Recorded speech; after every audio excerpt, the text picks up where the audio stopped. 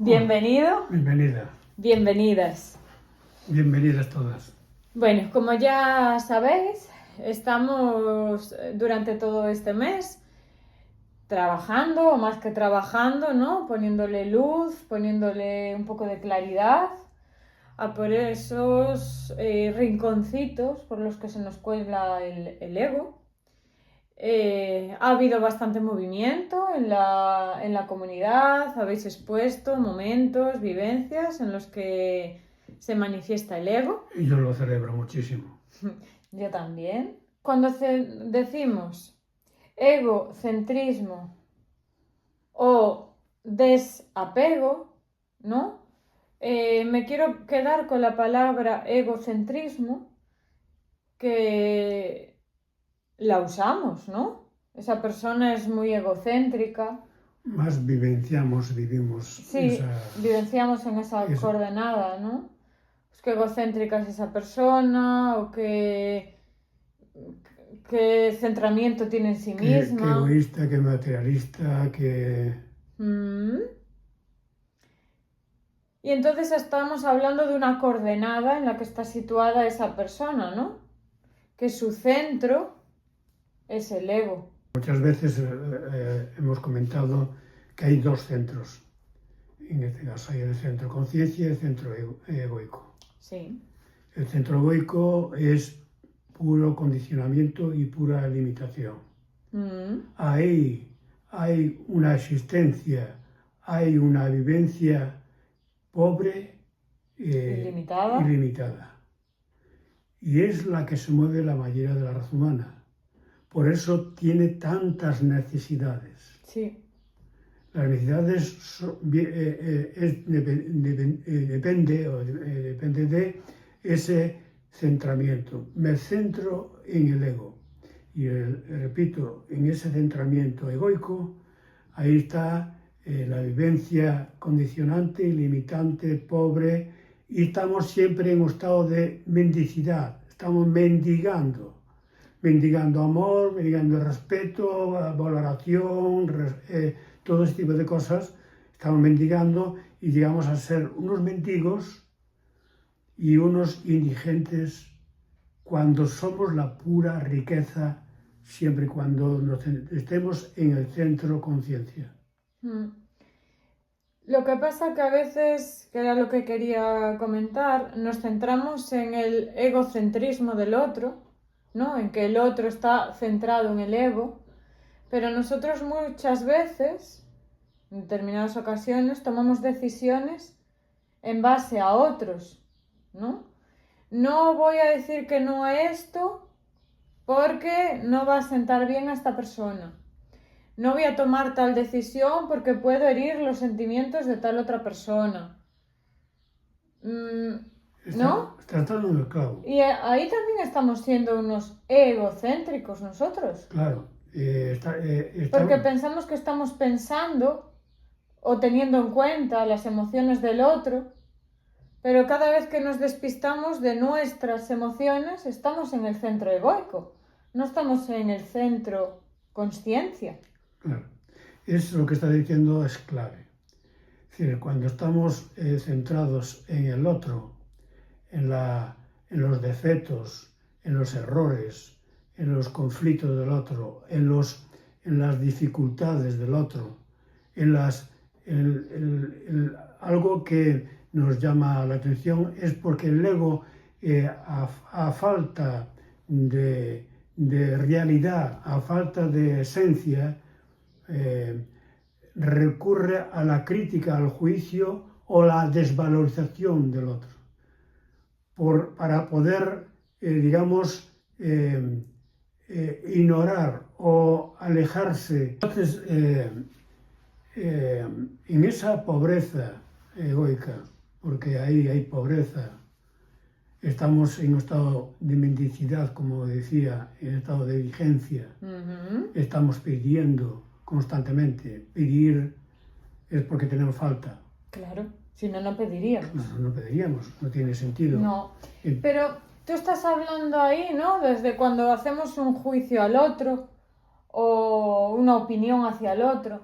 Pero yo pregunto cuando nos centramos en el otro pensando que le hacemos un bien al otro. Es decir, por ejemplo, yo por protegerte a ti, pues estoy muy mal en este momento, pero como sé que tú estás en una mala situación, pues yo decido por ti y no te cuento mis problemas y me los callo. Que estás dando en el clavo, es algo muy importante lo que estás diciendo, y es que el ego siempre está, hay dos vertientes, una, la crítica, el juicio, todo eso que acabo de decir, Sí. pero también en el sacrificio. A esa parte me refería. Es la otra, digamos, vertiente, ¿no? El sacrificio que además no es una entrega como lo vendemos que a veces de amor, ¿no? Lo hice por ti. A veces no es una entrega, es una hipoteca. Porque eso que yo estoy haciendo por ti, luego estoy esperando que tú también lo hagas por mí. Eso es lo que quería decir. Es decir, el ego siempre está estando un vertiente o otra vertiente, siempre está buscando algo. Está necesitando. Es decir, Sí. está en una reclamación, es decir, está en la búsqueda de esa falta.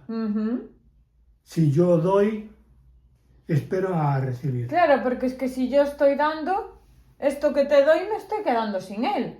Entonces es justo, ¿no? Que eso que te doy, tú también me lo devuelvas. Pero no solamente eso. No es que te doy y es justo recibir lo que te estoy dando, sino que además es una carencia. Es una carencia, claro que Sí, lo es. Estamos actuando con el otro desde la carencia. Por eso te lo pido Por eso de vuelta. Claro, cuando realmente estamos en el centro conciencia, no hay tal carencia. No. Porque la conciencia es sin límites. Ilimitada, incondicionada, constantemente. Es la riqueza la que tenemos que descubrir y la que tenemos que vivenciar.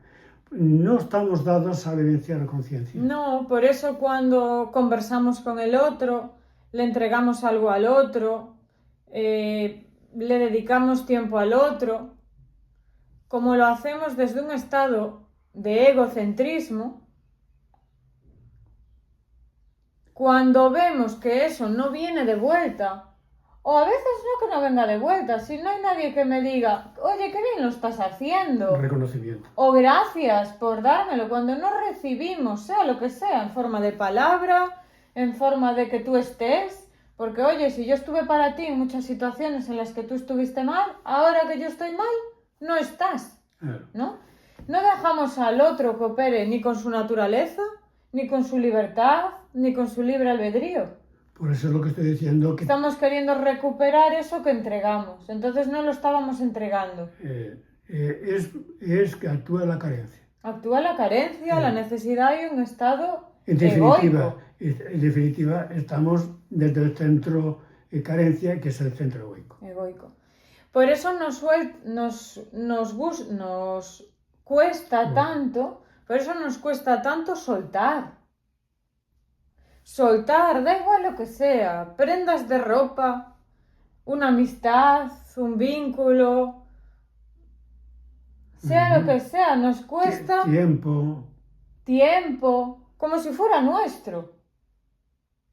¿Cómo decimos, perdí una amistad? ¿Cómo vas a perder algo que no te pertenece? Porque no es tuyo, no es tuyo.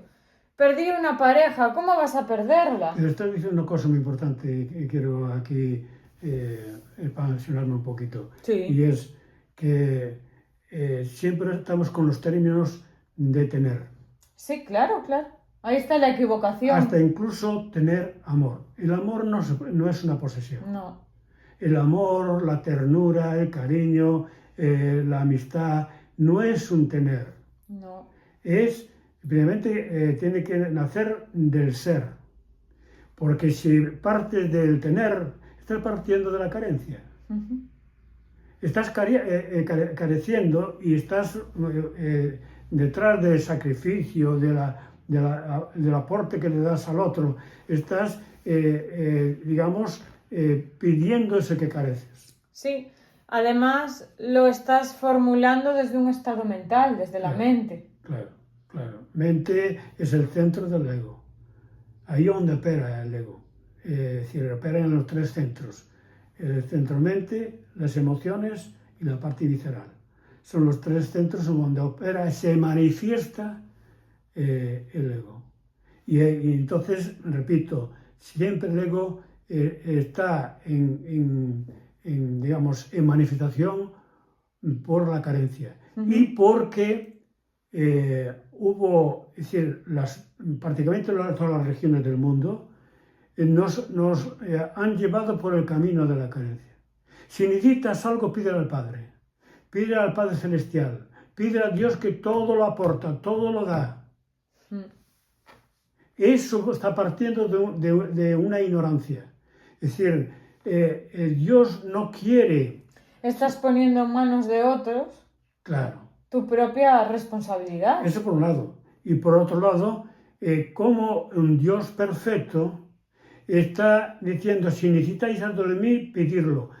¿Cómo Dios puede llegar a ese punto? Si es Dios perfecto, claro, si es Dios perfecto, te dirá, tú eres la fuente de toda creación. No, y que no quiero un hijo dependiente del padre, sino que el hijo madure. Es como yo cuando tengo una hija o un hijo, en tu caso, es que estés demandando constantemente de mí. Llegará un momento que el día que falte yo, ¿qué ocurre? Pues hay una ausencia. O hay una inmadurez. Se está en un estado infantil. Dios no quiere seres infantiles, no quiere seres dependientes, no quieren seres necesitados. ¿Por qué? Porque los creó totalmente completos y totales. Somos el tesoro de Dios. Dios no necesitamos de Dios. Lo que hacemos es celebrar la asistencia con Él, pero no tenemos necesidad de Él. Esta es la gran diferencia. Y creo que esto que estamos hablando, este estado de centramiento del ego, se ve en muchos papeles de nuestros vínculos, ¿no? Porque sobre todo se puede ver en parejas que cumplen este vínculo, ¿no? En el que la mujer se ve sobrepasada porque tiene que estar atenta de los hijos, atento del marido, llevar las gestiones, ¿no? Y coge como un papel de responsabilidad máxima en la que si falta ella... Y hacer de mamá no solamente de los hijos, sino del marido. Del marido, del trabajo, de las labores de la casa, de todo, ¿no? Y se puede ver cómo esa persona está sobrecargada, está sobrepasada, pero aún así no permite que los otros maduren. Claro. No le deja esa independencia al hijo, no le deja esa independencia al marido para que... Es que no le dejo porque cuelga mal la ropa. Pues déjale que cuelgue mal la ropa. ¿Qué es colgar bien la ropa? No le deja ese espacio de crecimiento, ¿no? Pero esto obedece a algo. Claro que obedece a algo. Obedece a que realmente, ahora que estás hablando de la parte femenina... Porque lo estoy llevando a la vida diaria, ¿no? A casos concretos que podemos seguramente que identificar. Claro.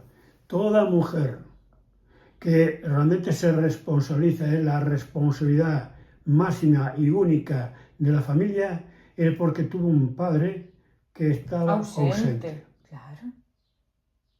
Entonces tuvo que llevar el papel, está llevando el papel de la responsabilidad. Si el padre no estuviera ausente, entonces esa mujer estaba desarrollando la parte femenina de la manera correcta.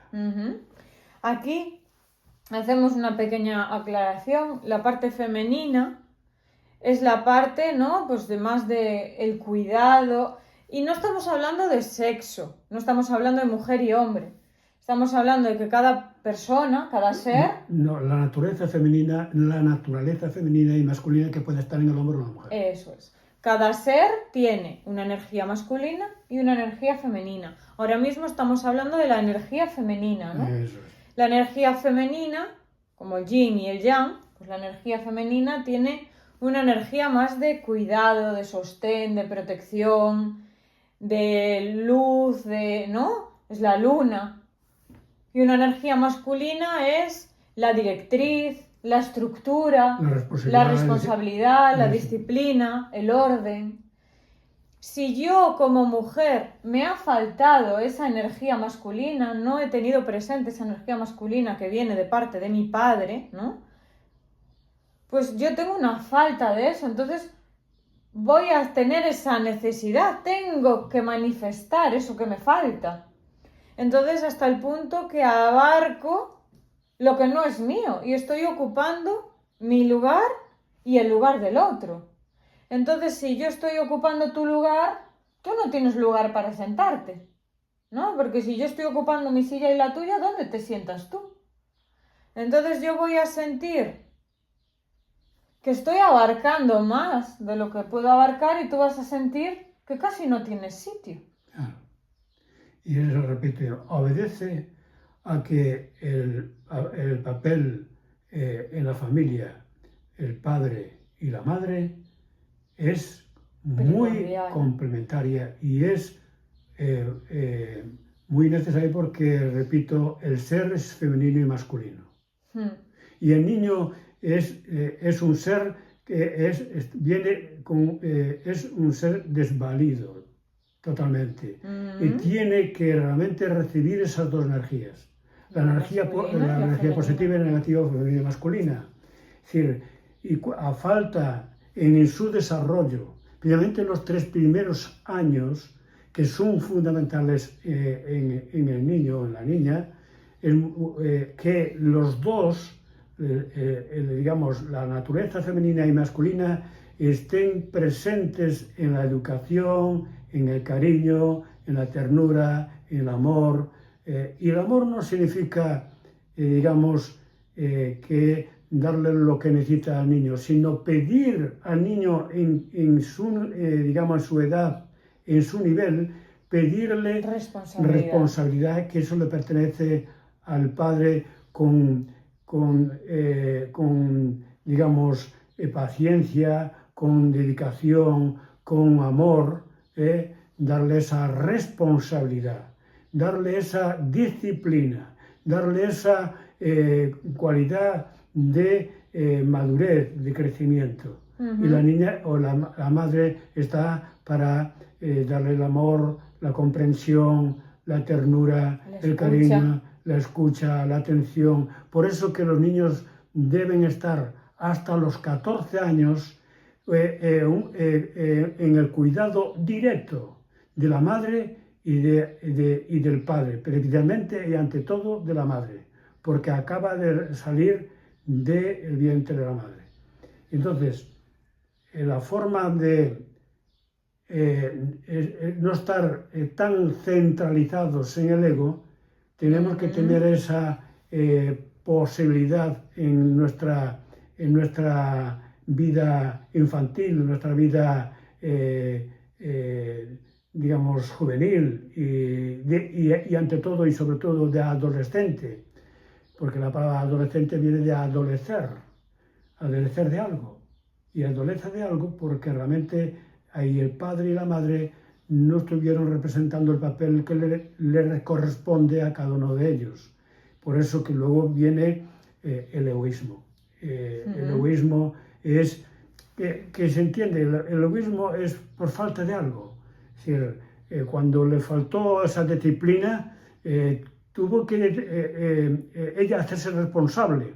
Y se siente la máxima responsable porque es lo que le faltó. Y eso es lo que realmente está muy centrada, porque está centrada en lo que le falta. Está ahí porque realmente ahí está el miedo, ahí está la inseguridad. Entonces no se confía ni su marido, ni en sus hijos, ni nada. Recae toda la responsabilidad en ella. Porque si falto yo, tiene codificado que si falta eso, falta el padre, que es lo que realmente estaba faltando. Y ella tiene que está adoptando el papel del padre, cuando tenía que adoptar el papel de madre. De madre, claro. claro. Entonces, esto es decir, son los orígenes de ese egocentrismo y después de la cultura que estábamos hablando, de las religiones, de que hay que rezar al Padre, que el Padre lo da todo, hay que pedir, no. Es decir, la oración, digamos, perfecta o la oración más completa es centramiento del mismo. Cuando yo estoy en meditación, estoy en una oración. Jesús dijo que cada vez iba al huerto de Getsemaní y dice, voy a estar en contacto con el Padre. El contacto con el Padre de Jesús era con sí mismo. Esa parte divina, esa parte sagrada, esa parte que es Dios, porque Él dijo, el Padre y yo, uno somos. El Padre y yo, o yo y el Padre, uno somos. Entonces, cuando estaba en oración, estaba en una meditación profunda. Estaba centralizándose constantemente en su centro. Ahí se va a encontrar con la naturaleza femenina y masculina. Por eso Josué tiene esa parte femenina, esa parte de ternura, de amor, de cariño, de todo eso. Y luego esa parte... Porque las tiene unificadas. Claro, es que ahí está el equilibrio, en tener nuestras partes, nuestra energía femenina y masculina unificada. Claro. Y el ego pues está dividido. Siempre hay dos polos. Y sobre todo se ve en la línea temporal el ego. En lo que ya pasó y en lo que va a pasar. Claro. ¿No? Y a veces la mente es tan... no sé qué adjetivo poner, pero tan dual, tan esquizofrénica. Eso es. Es tan esquizofrénica que a veces estamos yendo al pasado para rememorar lo que no hicimos. Claro. Lo que pasa es que cuando estábamos en el pasado nos poníamos en el futuro con miedo de no hacerlo. Claro. Y tuvimos miedo de no hacerlo, sea la decisión que sea. Y cuando llegamos a ese presente vemos el pasado y nos recriminamos no haberlo hecho. Claro. Entonces, siempre está posicionada en el miedo, en el temor, pasado, futuro. Claro. Para que podamos salir del ego, de ese egocentrismo, y colocarnos en una coordenada más apropiada al ser, en una vibración más acercada al ser, debemos de ponernos más en el amor y sobre todo en la gratitud. A mí es algo que me ayuda mucho a colocarme en el amor, porque si estoy en una situación que me genera enfado o que me genera frustración, a veces recordar lo que ya tengo en el presente, pero no tengo de tener, de objetos, sino en el momento en el que estoy, en el momento vital en el que estoy. Sentir gratitud simplemente por encontrarme sana, viva, con respiración. ¿Qué más puedo pedir? Claro. Y todo esto que estás diciendo obedece a algo. Y entonces, perdona, Sí. Mi mente podría estar en un gran descentramiento, llevándome a esa problemática que tengo en la mente. Pero si yo me coloco en una coordenada más alineada a la consciencia, voy a poder salir de ese problema, de ese conflicto, de esa esquizofrenia mental, de una forma más rápida, más tranquila, y la decisión que voy a tomar va a estar más alineada a mi centro, porque lo estoy haciendo desde una coordenada más coherente conmigo. Cierto. Ondeando un poco más en ello. Dale. Es muy importante tener en cuenta de que cuando estamos centralizados en el ego, estamos centralizados en la mente. Y Sí. centralizar la mente, ¿qué significa centralizarme la mente? En una manera práctica, estoy centralizado en la dualidad. Porque la mente es dual. Sí, constantemente. La mente funciona, es decir, la mente no funciona si no hay tiempo y espacio. No, claro. Donde no hay tiempo y no hay espacio, la mente queda totalmente nula. La mente para poder prevalecer, la mente para poder manifestarse, tiene que vivir desde para la dualidad. O sea, porque repito, porque la mente es dual. Sí. La mente es tiempo. El tiempo tiene que vivir el tiempo, que es digamos, un invento de la mente, porque el tiempo no existe. No. Pero es una creencia y vivimos desde la creencia, con la creencia y para crear más creencia. Es decir, creamos el tiempo. Porque, repito, si no, la mente se anula, desaparece. Por eso, que para que la mente no esté operativa, es pasar de la mente, digamos, a la meditación. La meditación es la ausencia total de mente o ausencia de tiempo y espacio. Y entonces, al no haber tiempo ni espacio, tampoco hay ego. Porque el ego también necesita de la mente, claro. Claro, y necesita del tiempo y espacio.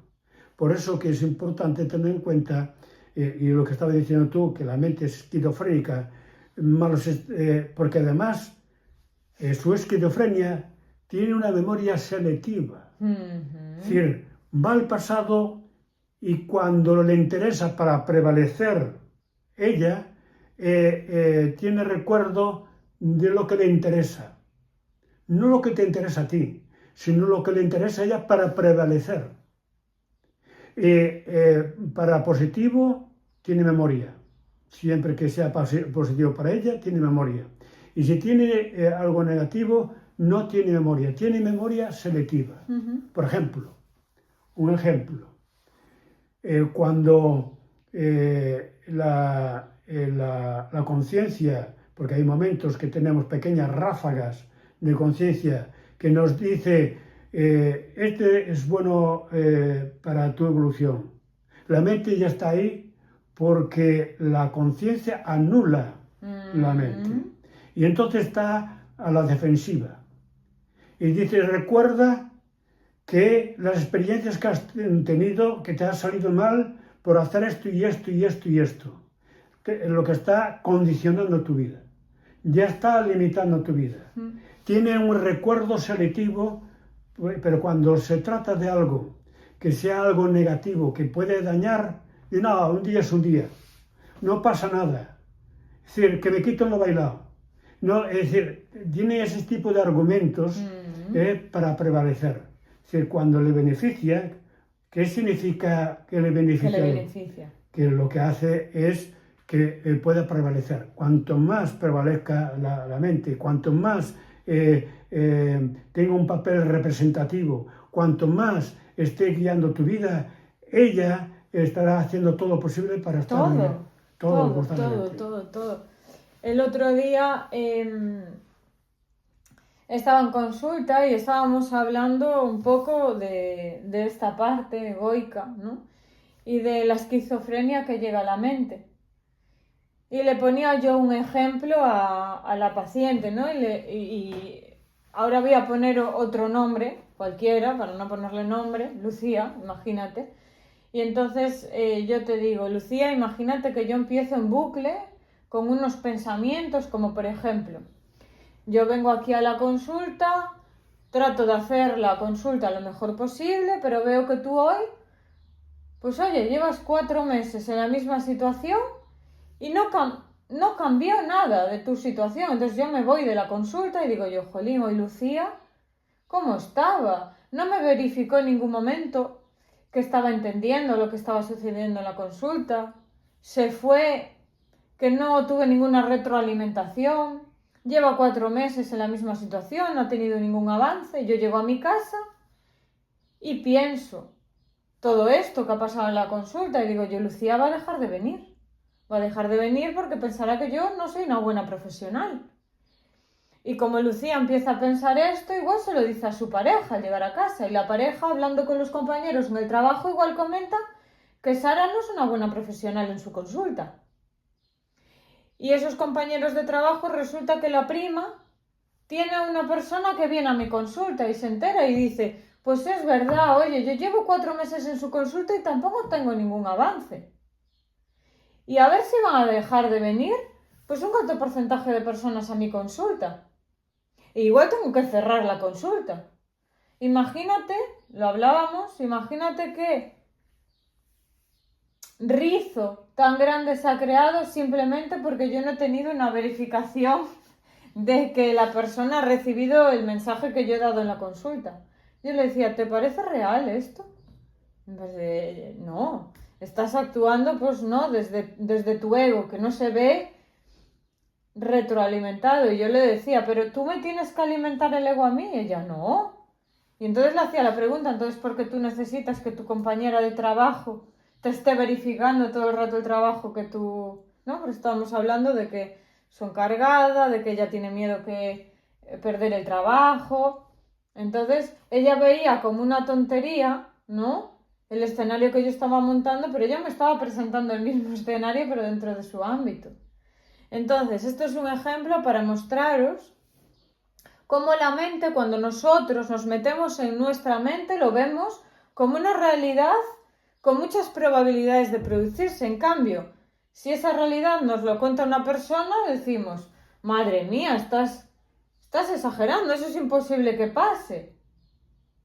Entonces ahí estamos hablando otra vez de ese estado esquizofrénico en el que a veces se nos coloca la mente, que empieza por un pensamiento y acaba rodando una película que nos hace ser actores de esa película.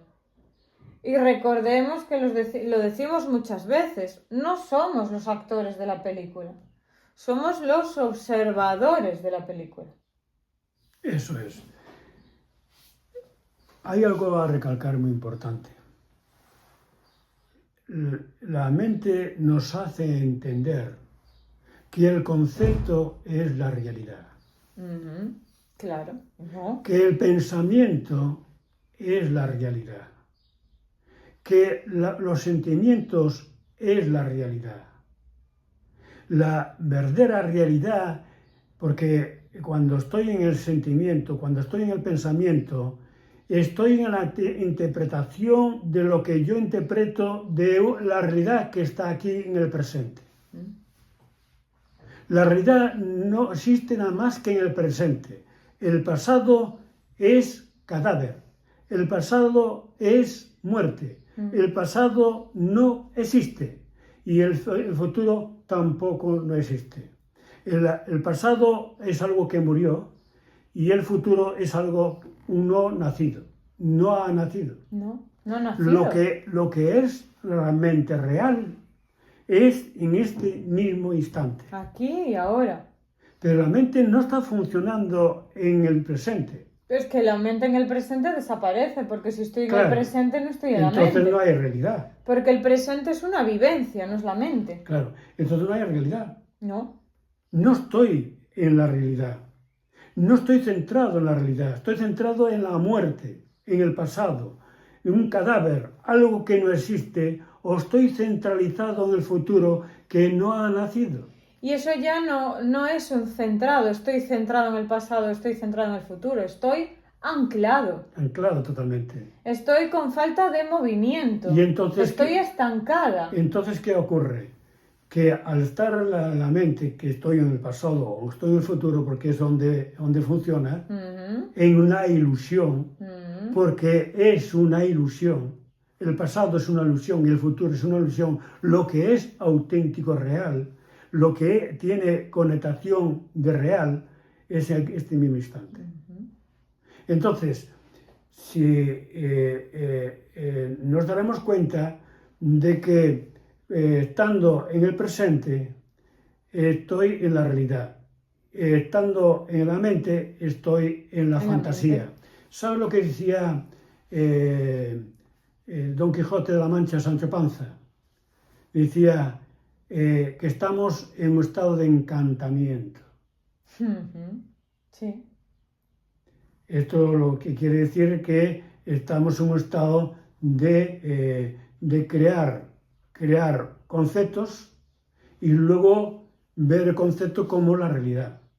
El concepto o el pensamiento es una interpretación de lo que veo. Y lo que veo no es el pasado, porque no es visible. Lo que es visible es lo que tengo aquí delante. Ahora, en este momento. Claro.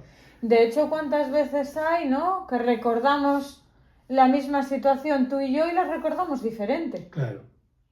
Eso quiere decir que es la misma realidad, pero está vista desde dos gafas diferentes. Exactamente. Entonces, ¿cuál es la realidad? Las dos y ninguna. Porque estamos basándonos en un recuerdo, no en este presente. Está tocando algo muy importante. Yo toco temas muy importantes siempre. Siempre. Sí. Es un don. La realidad que llamamos realidad es realidad para la tercera dimensión. Efectivamente.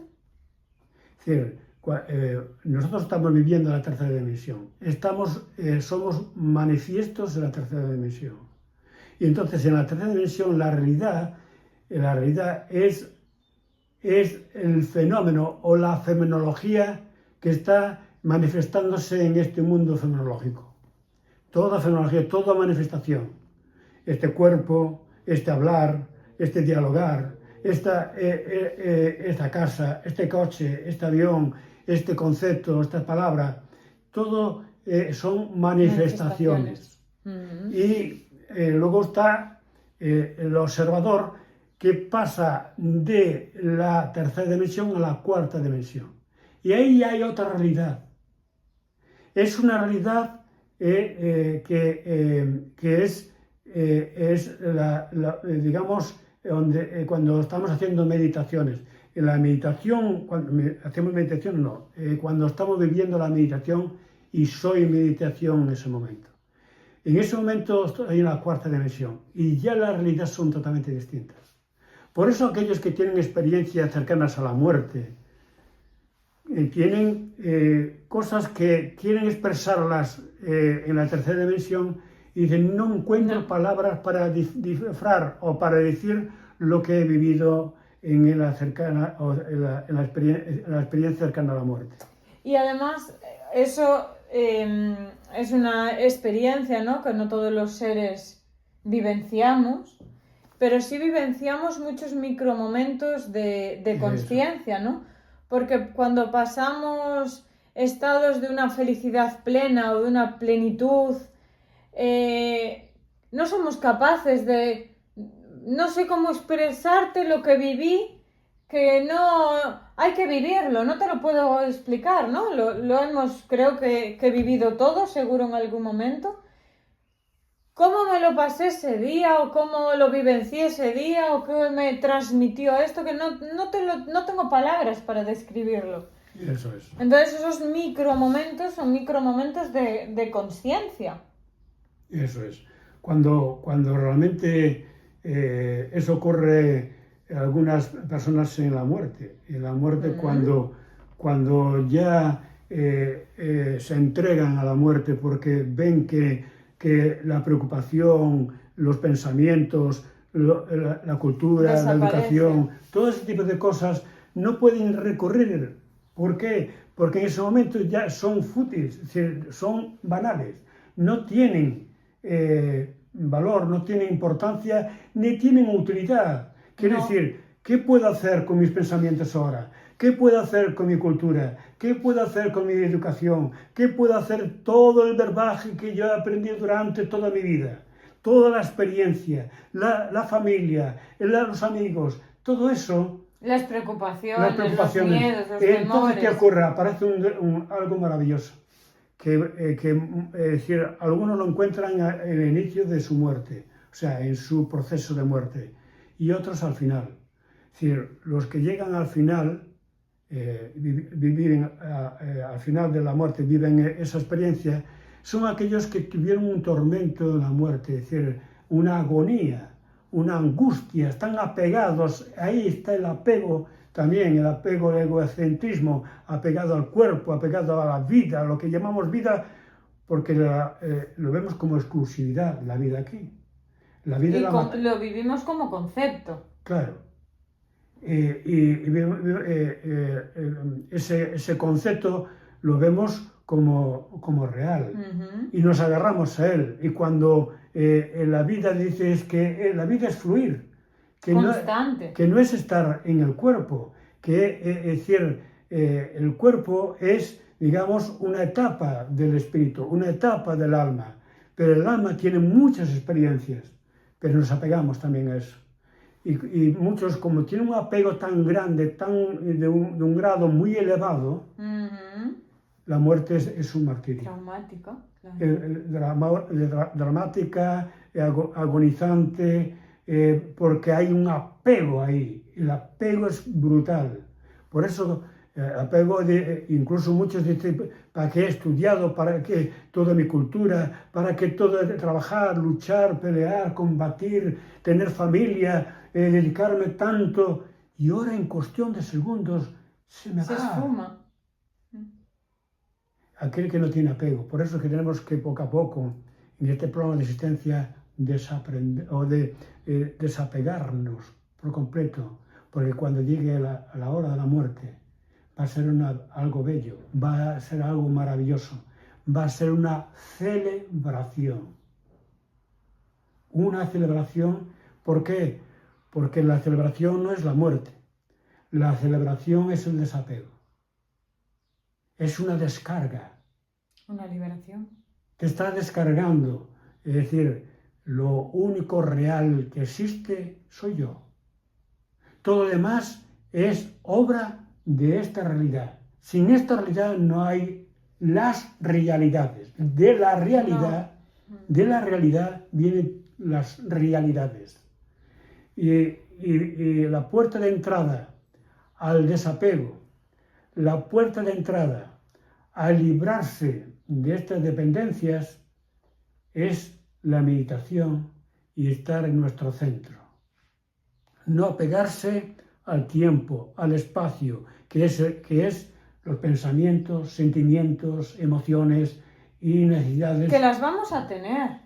Sí. Tenemos emociones, tenemos necesidades, tenemos estados egoicos, tenemos miedos, tenemos temores. No estamos hablando de estar en un estado meditativo 24/7. Tenemos todos esos agregados, pero dentro de que los tenemos, vamos a observar cada vez que vienen, cómo vienen, por dónde vienen.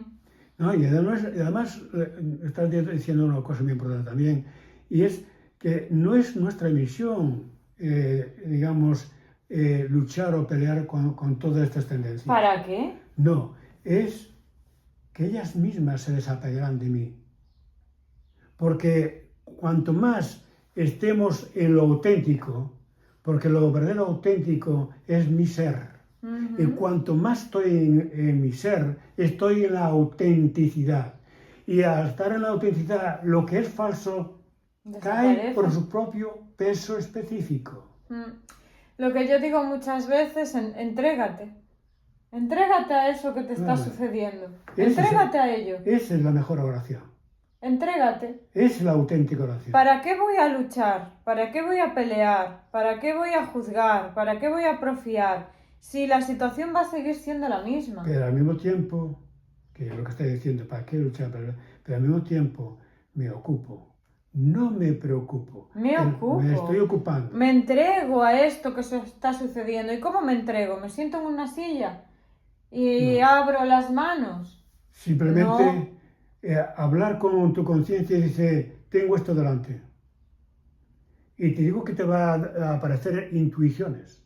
Te va a aparecer situaciones que van a fluir. Si salgo de la rumiación, si dejo de posicionarme en el miedo, en la preocupación, Que eso todo me condiciona. si libero mi mente de esos condicionantes, seguirá estando el problema, pero vendrán rayos de claridad, de conciencia, que me ayuden a evolucionar gracias a ese problema. No por culpa, ni lo que me pasó, no.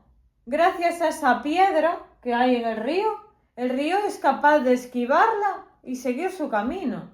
El río no se para con la piedra. Claro, pero muchas veces somos nosotros los verdaderos obstáculos de la evolución. Sí.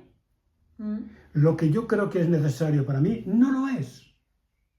Cuando yo veo que... Porque lo que creo que es necesario, estoy en una creencia. Claro. De lo que es necesario. Vuelvo a estar en la mente. ¿Quién me lo está diciendo que yo necesito esto? ¿Quién habla? ¿Quién es el que está hablando? ¿Habla el silencio? ¿O habla la preocupación? ¿O habla el ruido? ¿O habla el ruido? ¿O habla el miedo? ¿O habla la dependencia? ¿O habla el necesitado? ¿O el impedido? ¿Quién es el que está hablando? Para saber quién está hablando, tenemos que estar en esa quietud. Se va a manifestar. Cuesta. Al principio es costoso, no porque es costoso en sí mismo, es costoso porque lo hemos hecho nosotros costoso. Es costoso porque estamos en el camino, en la autopista, en el camino muy paseado, hemos paseado muchas veces esa autopista de la impulsividad, de tengo que contestarle, tengo que quedar por encima, en ese camino egoico en el que esto no es justo para mí, tengo que poner un límite, tengo que ponerle freno. Eso es. Para, silencia, no envíes ese mensaje, no te justifiques, no agregues más ruido al ruido, porque lo único que va a generar es todavía más ruido. Si yo quiero apagar una hoguera, si le echo más leña, lo que voy a hacer es que arda más. Entonces, voy a tomar distancia de esa hoguera para que no me queme tanto el calor y voy a mantenerme un rato en silencio, me voy a ir a dar un paseo, me voy a poner una música que me haga recordar que mi centro soy yo, no la hoguera. Realmente os vais a sorprender cuando realmente sois mirados a estar en el silencio. Y a esto es a lo que le llamamos no hacer nada, que a veces se malinterpreta no hacer nada. Pensamos que es sentarnos en una silla. Claro, me tienen dicho, Antonio, entonces, ¿qué quiere decir no hacer nada? Que no vaya a trabajar, que no cuide de mis hijos, que no me dedique a mi familia. No. No. Se dice... Lo que dices muchas veces, pase lo que pase, ocurra lo que ocurra, y digan lo que digan, aceptamiento. Esa es la primera cláusula. Y aceptar que no se malinterprete, porque tengo visto que puede haber malas interpretaciones. Aceptar significa que no lucho contra eso. Que me entrego a la situación tal y como viene. Y que me entrego no es, si tú ahora mismo me estás dando una paliza, yo dejo que me la des, me entrego a la situación. No, aquí no estamos hablando de que te dejes maltratar ni de que te maltrates tú a ti misma. Eso es. Estamos hablando de que tengo esta situación delante. ¿Qué puedo hacer desde la consciencia con ella? No desde la impulsividad, desde el enfado, desde el querer darle su reprimienda o de que él sufra tanto como he sufrido yo. No, aquí no tenemos que darle nada a nadie. Eso es. Sí, cuando... Tenemos que darnos a nosotros mismos. No, pero es que yo para darme a mí misma necesito soltar y decirle todo esto que tengo aquí guardado. Ahí estamos actuando desde el ego. Exactamente. Esa no es tu necesidad. Esto es lo que tenemos Esa es la necesidad del ego. Eso, esa identidad creada por mí, es la que te está pidiendo, es un parásito que está alimentando de tus necesidades. Entonces es importante estar en esa constante alerta, observación pasiva, porque estando en esa constante alerta, observación, voy a saber ¿dónde está la operativa? ¿Quién está operando aquí? ¿Es la conciencia o es el ego? Y ahí veremos con claridad cuando estaremos vivenciando y tenemos una experiencia, cada uno a su ritmo y cada uno a su velocidad. Desde donde está cada uno, que eso lo repetimos muchas veces. Eso es. Es decir, ¿Dónde estás? No puedes partir de donde no estás. No. Tienes que partir de donde estás y de ahí evolucionar. Eso es. ¿Y cómo? Silencio. Estar en esa constante alerta observación pasiva, me estoy observando y veo cómo opera el ego, que muchas veces decía, no quería hacerlo, pero no sé quién había ahí que me estaba empujando a hacerlo. ¿Quién es ese alguien? Es el ego que está haciendo algo que va en contra de lo que yo estaba pensando o sintiendo.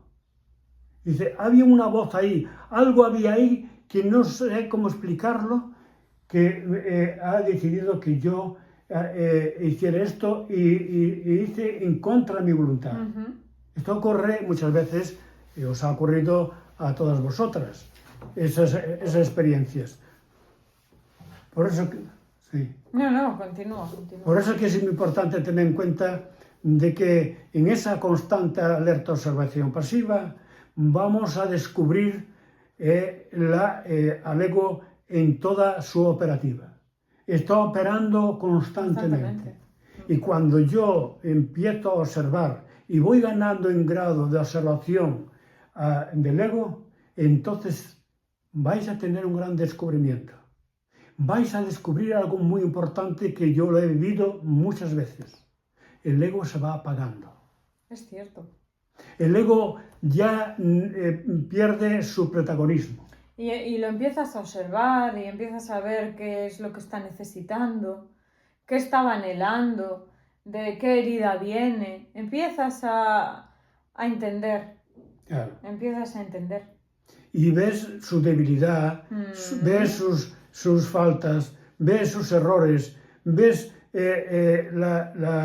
los recursos fatales que utiliza para hacerse más daño, porque incluso es torpe. El ego es torpe. Es decir, lo que hace creyendo para beneficio de él, resulta que va a perjuicio de él y de la persona que está alimentando su ego. Entonces, importante librarse de él. Librarse y no librarse. Quiere decir, cuando yo digo librarse, significa que él mismo se va a desprender de mí. Sí, porque no, o sea, tanto la mente, que al final es la creadora de todos estos utilitarios, no podemos luchar contra ella ni deshacernos de ella, porque estamos viviendo una experiencia terrenal en la que estamos condensados en un cuerpo y que tenemos mente. Claro. Esa es la realidad. Entonces tenemos que partir desde donde estamos. Claro. De hecho, que en uno de los encuentros que vamos a tener voy a hablar un poco del triuno de la parte física, la parte emocional, la parte mental, y que no operen cada uno por su cuenta. No. Que la conciencia sea la que dirige esos tres elementos. Y no, porque a nivel general la raza humana o se deja arrastrar por la parte fisiológica, hay muchos tienen la tendencia a los apetitos, a las costumbres, ahí están deseos. Exactamente, ahí están por las festividades, los cumpleaños, las primeras comuniones, los días festivos, fiestas nacionales, las fiestas regionales, todo eso. Sí, el placer y el apetito. Exactamente. Están muy centrados. Lo social también. Están muy centrados aquí y sociabilizan eso. Es decir, tienen esa tendencia y luego los servicios. Es su centro, entonces si ese centro les falta, claro, ¿no? Se les acaba. No, es que están, digamos, centralizados ahí, están identificados y el día que falta eso, falta... Su identidad. Su identidad, claro. Exactamente. Y ya la vida ya no tiene sentido. Por eso que muchos cuando ya no pueden disfrutar de todo eso, porque ha abusado de todo eso y ahora tiene enfermedades, pues se ven que no tiene sentido ya la vida. Ya soy un viejo, ya no valgo para nada, ya no puedo disfrutar de la vida. Y luego están los que tienen tendencia a la parte emocional. Es decir, tener muchos amigos, amistad, familia, hijos, estar rodeado de mucha gente, y son capaces de sacrificarse porque dice, yo soy amiga de mis amigos. Y claro, amiga de mis amigos significa que llamadas telefónicas, cómo estás, ocuparme de ella, algunas no comparten eso, entonces tienes que tú dedicarte a ellos y ellos no se dedican para ti, para nada. Entonces llega un momento en que lo haces por necesidad. Sí, hay algo muy curioso también en esa tendencia, que es que priorizamos al clan en vez del individuo, ¿no? O sea, le doy prioridad a todo ese grupo, ¿no? Bien sea a una dinámica familiar, a toda la familia, o a toda una dinámica de grupo, o da igual en el formato que lo pongas, que ahí se premia más al clan, al vínculo, a la dinámica que hay, que al individuo. Es decir, ¿no?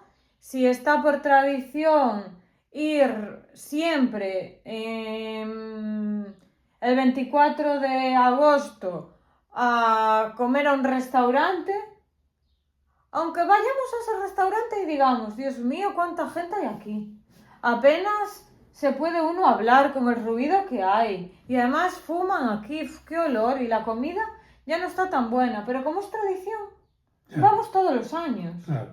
Pero los individuos que forman ese clan, la mayor parte protestan. Pero oye, cuando llega el día 20 decimos, ¿qué? Tenemos que organizar para ir. Y nadie quiere ir, pero todos van.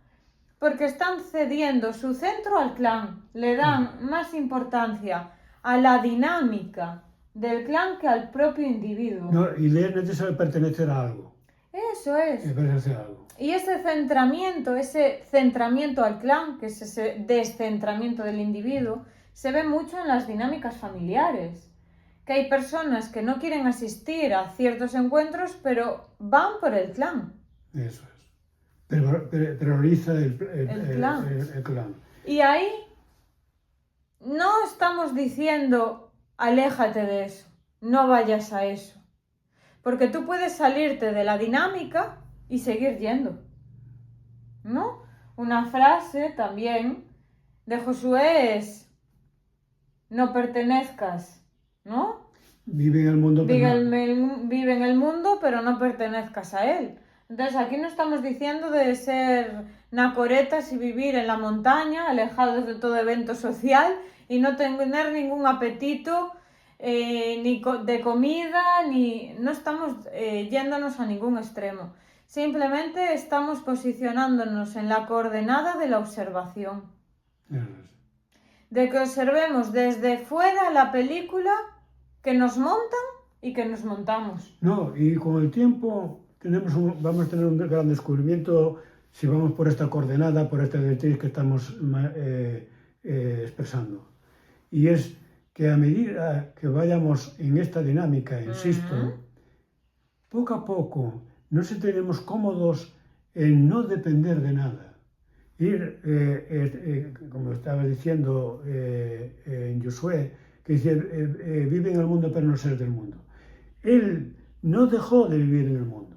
Es que estamos viviendo una experiencia terrenal en el mundo. ¿Cómo vamos a dejar de vivir en el mundo? Es nuestra... Pero no hay una identificación. Eso es lo importante. Esa es la clave.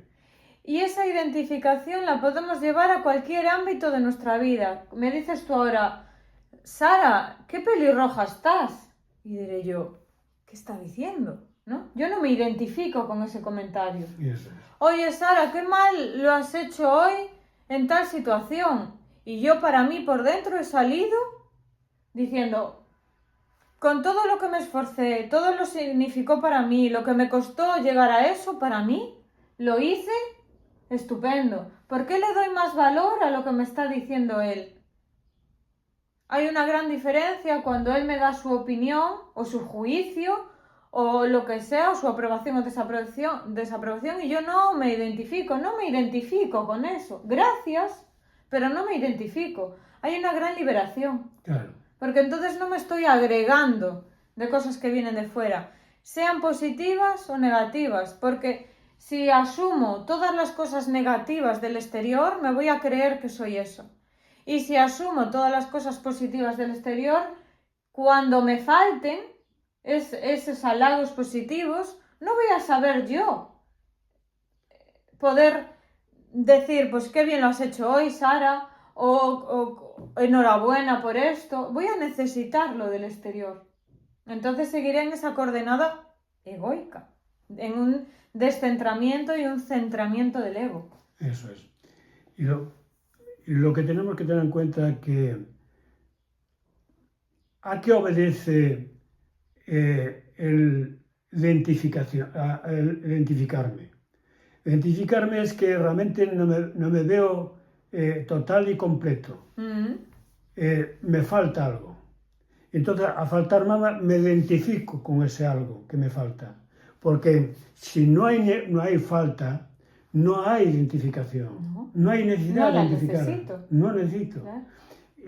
El ego eso es propio del ego. Es decir, eso de identificarme con algo o con alguien o circunstancia o cosas o personas es porque quien está hablando, quien está pidiendo eso es la parte egoica. ¿Por qué? Porque lo hemos dicho muchas veces, es una identidad que está condicionada y limitada. Y no es que está condicionada y limitada, si es limitación en sí misma. Es limitación y condicionamiento. Entonces, como está condicionada y limitada, pues tiene que identificarse. Opera desde ahí. Está claro. operando desde la identificación, está identificando constantemente. Ahora, cuando yo no opero desde el ego, estoy operando desde la conciencia, entonces no aparece en escena, digamos, la identificación. Si estás en un centro, ese centro es propio de él, la identificación. Si estás en otro centro, no es propio de él. Si estás en la conciencia, es ausencia total de ego. No, es ausencia total de identificación. No es propio de la conciencia, es propio del ego. Cuando yo me estoy identificando, es una señal. Tenemos que darnos cuenta que es una señal egoica. Quien está hablando en mí es el ego. Es decir, la forma de desmascararlo y desmascarar el ego es cuando yo me identifico con algo, circunstancia, persona o cosa, tengo que entender que estoy operando desde el ego, porque no es propio de la conciencia. Yo cuando vivo desde para la conciencia, hay ausencia de identificación. No hay lugar. No hay lugar. Hay una ausencia total. Entonces, hay señales que nos puede ayudar muchísimo para saber dónde estoy operando. Si estoy operando de una manera egoica o de una manera, digamos, de conciencia. ¿Soy pura conciencia o soy ego? Si soy ego, no tengo que criticarme ni juzgarme. No hay lugar a crítica ni a juicio. No, porque tenemos que partir desde donde estamos. Claro. Y el juicio y la crítica también es propio del ego. Se está enrollando el ego, se está enroscando el ego. Alimentándose consigo mismo. Exactamente. Es decir, cuando está manifestando el ego y tú lo coges infragante, con las manos a la masa, como suelo yo decir muchas veces, lo que no debemos, porque tenemos la tendencia que ya he cometido el error, ya vuelvo otra vez a las andadas. La mente. Claro, el ego es que se está enrollando consigo. Se está egocentrándose en sí mismo. Eso es. Entonces, librarte de la crítica, del juicio, del maltrato, del descuido, de estar desvalido, decir, no, yo no valgo, yo no sirvo, esto no es para mí, esto es cansino, esto es complicado, esto es complejo. Claro, para el ego sí, para ti no. ¿Y por qué es para ti? Porque estás identificando con él y estás operando desde él, que es condicionamiento y limitación. Pero si operas de la conciencia es una liberación. Te sientes capaz. Ahí aparece el poder. Puedo. Cuando estás en la conciencia descubres que tú eres el poder. Pero cuidado, no es que descubras, va a ser operativo. Va a manifestarse en cada acción de tu vida. Lo es. Con los demás, con el trabajo. Va a ser objetivo y real. Pero para eso tengo que constantemente identificarme con lo que soy, con la realidad que soy, que es conciencia. Pura. No, la realidad no es el ego. El ego no es real, porque el ego tuvo un nacimiento y todo lo que nace muere. Pero la conciencia no tuvo nacimiento. No hay inicio. La conciencia ni siquiera se le puede llamar eterna. Es mucho más que eso. No hay una palabra que defina eso. No la encontramos en nuestra dimensión, claro, esa palabra. Como es indefinible, por eso es conciencia. Es algo que no tiene ni principio ni fin. Y como no tiene principio, no tiene fin.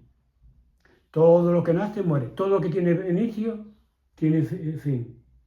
Entonces, cuando yo me manifiesto, cuando yo me centro en ese centro que yo soy, entonces tendré grandes descubrimientos. El descubrimiento que puedo. Y es los tres, el triuno, que es poder, amor y sabiduría. Sabiduría que tengo el conocimiento. Y la sabiduría no es un acúmulo de datos. No es un acúmulo de cultura e educación. El saber, o sea, el conocimiento es ser conocedor. El conocedor vive el presente, el aquí y el ahora. Pero el saber es algo del pasado, es lo que he aprendido. Es el concepto. Claro, es lo que he aprendido. Cultura, educación, información, y llego a formarme, a formar con la información. Y empiezo a dejar que la información me forme y llega a deformarme. Este es el gran problema de la información. Por eso tenemos que pasar de la información a la vivencia. Yo puedo conocer a alguien, o sea, puedo saber de él, pero no lo conozco. No, claro. Tienes información. Tengo datos. Eres un sabedor. Soy un sabedor de datos que me han dado. Me han dado, dice, el fonito de tal, es esto y esto y esto y esto y esto. Pero no lo conozco. La diferencia entre saber y conocer es que el saber son referencias, son interpretaciones de alguien. Pero yo, ese alguien, en vez de tener referencias o información o datos, yo convivo con él. Y cuando vivo con él, soy un conocedor. Pues la diferencia de saber... Y un vivenciador. Y un vivenciador. Estoy vivenciando con él. Estoy experimentando con él. Y cuanto más grado de conocedor es aquel que está al lado de ese ser en silencio. Está observando. Y lo que no percibe la mente... ¿Sabéis que hay un lenguaje que le llaman el lenguaje el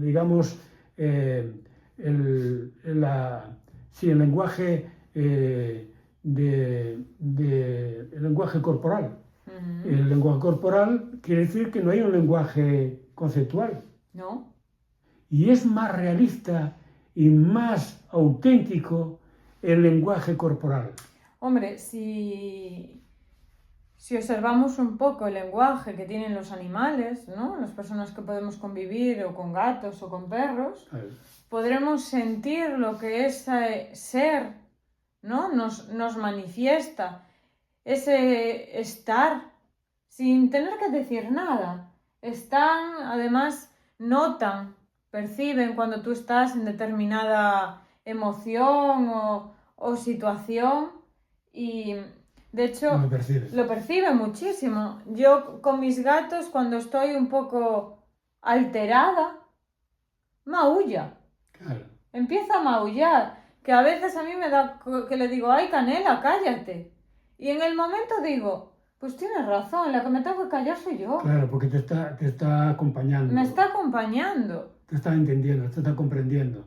Porque hay un lenguaje que es superior al lenguaje. Y no dice nada. No. Bueno, en determinado momento se pone a maullar, pero de un estado como mi cabeza cuando empieza en bucle. Que le digo yo, hombre, pero cállate ya. Y al instante yo percibo ese recordatorio y digo yo, pero si la que estoy yo,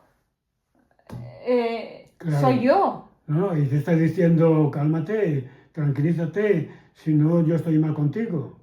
Y te lo está transmitiendo. Y a veces es un recuerdo, ¿no? Me levantaba pues ya viendo la agenda, el correo, ¿no? La cita, el no sé qué, que me habló y me levantaba ya viendo el teléfono, ¿no? Y él hacía algo muy curioso, que se me entrelazaba por todas las piernas, que tropezaba y me estaba todo el rato entre las piernas hasta que yo me agachaba y le hacía unos tal. Y empecé a cogerle el mensaje, a decirle, pues tienes razón, o sea, ¿qué es lo primero que hago? ¿Cuál es mi muestra de amor o de cariño nada más levantarme al... Eso es. Pues voy a vivir el presente, me estoy despertando y la verdad que observar a los animales, si convives con ellos, es una toma de conciencia, pero abismal, ¿eh? Claro, por eso... Y no hablan. No. Hablan a su manera, claro, hablan en su lenguaje. Eso es. Hay una cosa que lo que estás comentando. Toda la naturaleza sin excepción, hasta el reino mineral, están transmitiendo información constantemente. Muchísima, pero si en muchas terapias yo misma uso piedras para el equilibrio. Entonces, están ofreciéndonos su lenguaje de equilibrio, nos están devolviendo al centro, las plantas. Cuando en un extracto tomamos una mezcla de plantas, nos estamos tomando el alma, el centramiento de esa planta. Por eso que podemos vivir una vida muy enriquecedora. Al tener una receptividad desde la conciencia, desde ese centro, porque el centro egoico te despista de toda la naturaleza. No percibes, puedes pasar por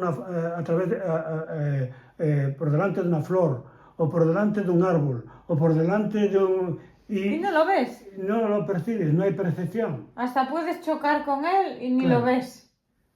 Mira, grandes hombres en la historia lo llegaron a expresar. El doctor Bach, que lo hemos comentado muchas veces, que fue un doctor de la medicina oficial, que desencantado de su medicina, empezó a centralizarse, a observar y decir qué pasa, porque era un gran observador de sus pacientes, era vocacional su trabajo, estaba haciendo su trabajo de una manera vocacional. Y claro, al estar en esa entrega total, empezó a percibir que todo lo que estaba prescribiendo, la medicina que estaba prescribiendo, tenía contraindicaciones, efectos secundarios. Y veía que, a medida que iba avanzando, veía que había muchas contraindicaciones y cada vez más. Contraindicaciones, efectos secundarios que antes no eran percibidos por él, ahora lo estaba, y cuanto más... Y estaban ahí. Estaban ahí. Pero cuanto más estaba en esa línea, había más percepción. Y al haber más percepción, se estaba dando cuenta que estaba prescribiendo algo que era totalmente dañino. Y eso nos pasa cuando nos adentramos cada vez más en el estado de consciencia, que somos capaces de percibir más cosas. Empezamos a ver más dinámicas, más patrones que se están dando, más situaciones en las que el ego aparece, más situaciones en las que vemos, pues aquella persona, menuda dinámica están metidos. Empezamos a percibir. Claro. aumenta nuestra sensibilidad. Eso Y no es. nuestra sensibilidad como algo débil, eres muy sensible, no, nuestra capacidad de percibir. No, Somos más sensibles a lo que eso. está, lo que está creciendo es Es el alma. Claro. Es el alma. El alma empieza a liberarse. Empieza a desanudarse, empieza a manifestarse. Cuanto más en el centro, más liberación del alma. Y cuanto más liberación del alma, más sensibilidad. Y cuanto más sensibilidad, hay mayor percepción.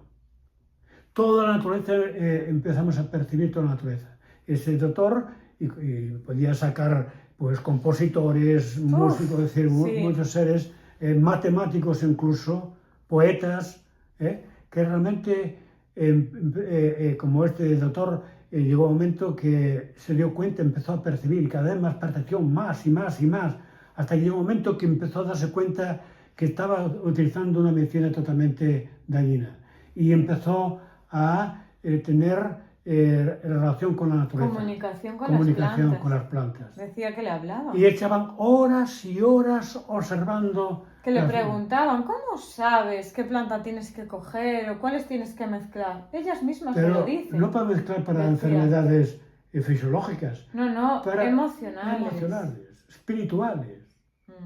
El doctor Bach hubo una revolución y dejó prácticamente la medicina. Sí. Utilizó cosas de la medicina como la biología, la química, muchas... Es que la ciencia no está reñida. Claro, pero utilizó y se dio cuenta de que la enfermedad no era como se entendía o se entiende que la enfermedad es fisiológica. La enfermedad fisiológica obedece a otro cuerpo que es el cuerpo etérico. Es que la enfermedad fisiológica es el último canal. Exactamente, la única manifestación de la enfermedad. Porque la enfermedad empieza mucho antes. Eso es.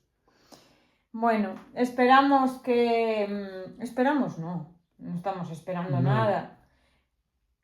Que este mensaje os haya calado, os vibre, os aporte, os plante alguna semilla que en algún momento florezca y que os sirva pues de liberación, de paz, de tranquilidad y de evolución.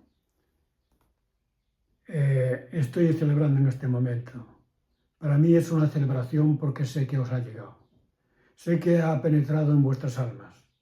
Sé que os está liberando y alegrando lo que hemos hablado aquí. Y por eso ya lo estoy celebrando ya, porque me está llegando. Me está llegando vuestra, energía. Gracias por estar ahí. Gracias a todas vosotras. Y yo... repito, celebro y festejo este momento porque estoy en comunicación con alma, de alma a alma. Gracias por todo. Y gracias a ti también. Y a ti.